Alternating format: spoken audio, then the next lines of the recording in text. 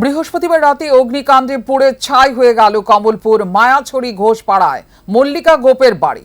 4 দিনের ব্যবধানে দ্বিতীয়বার অগ্নিকাণ্ডের ঘটনাকে নাশকতা বলেই মনে করছেন প্রতিবেশী মহল। দাবি উঠেছে সুষ্ঠু তদন্তের। বাড়ির মালিক এক অসহায় বিধবা ঠাকুরের নাম নিতে গিয়েছেন দেওঘরে। এর মধ্যেই 4 দিনের ব্যবধানে পরপর 2 বার অগ্নিকাণ্ডের ঘটনা ঘটল বাড়িতে। প্রথমবার গত সোমবার অগ্নিকাণ্ডের ঘটনা ঘটেছিল, কিন্তু সেই সময় তেমন ক্ষয়ক্ষতি হয়নি। বৃহস্পতিবার রাতে বিধবার বাড়িতে দ্বিতীয় দফার আগুনে পুড়ে ছাই হয়ে গেছে সমস্ত কিছু। ঘটনা কমলপুর মায়াছড়ি পঞ্চায়েতের ঘোষপাড়ায়। বাড়ির মালিকের নাম মল্লিকা গোপ, স্বামী মৃত সুশান্ত গোপ। মল্লিকা গোপ বর্তমানে দেওঘরে রয়েছেন।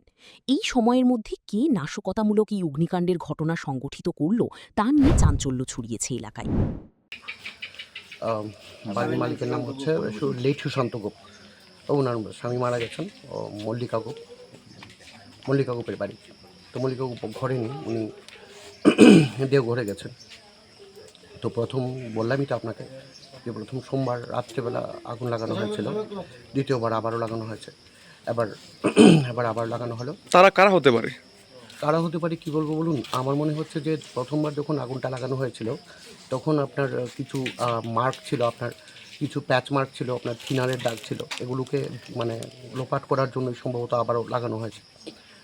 কারা ছিল তো ঠিক অনুমানের উপর তো কিছু বলা যায় না, তবুও আমাদের তো কিছুটা সন্দেহ রয়েছে। আশেপাশে কেউ হয়তো থাকতে পারে, না হলে তো পুরো।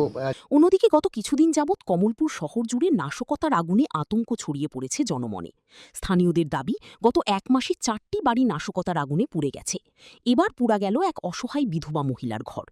এসব ঘটনায় এলাকাতে ব্যাপক চাঞ্চল্য তৈরি হয়েছে এবং সুষ্ঠু তদন্তের দাবি উঠেছে। Bureau report, news now.